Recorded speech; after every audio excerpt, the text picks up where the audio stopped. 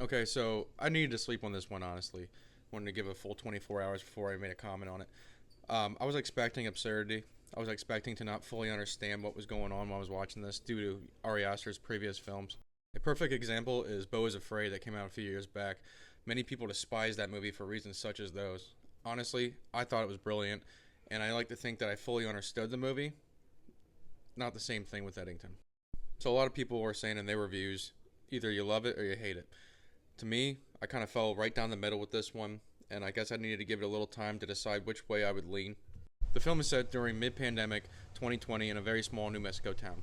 Joaquin Phoenix and Pedro Pascal share great chemistry on screen, but the performances were not my issue with this film. This film is all over the place, presenting issue after issue, trying to throw us back into that neighbor versus neighbor chaotic feeling that 2020 brought us. Nothing ever really gets resolved here. The issues just keep flowing in despite that.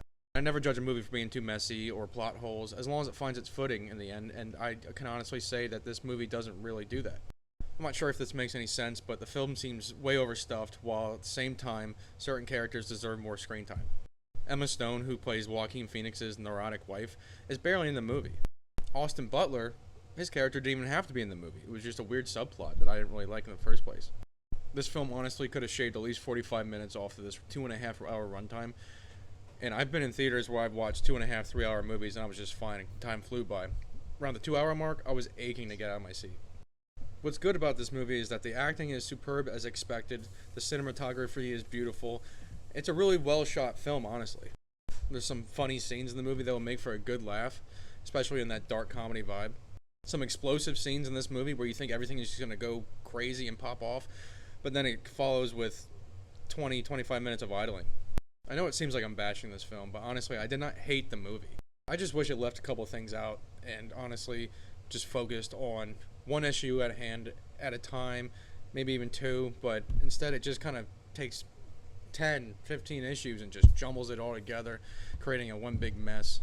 I definitely need to see it again, maybe when it comes out to streaming, because like I said, I didn't enjoy sitting in the theater for that long with this type of movie.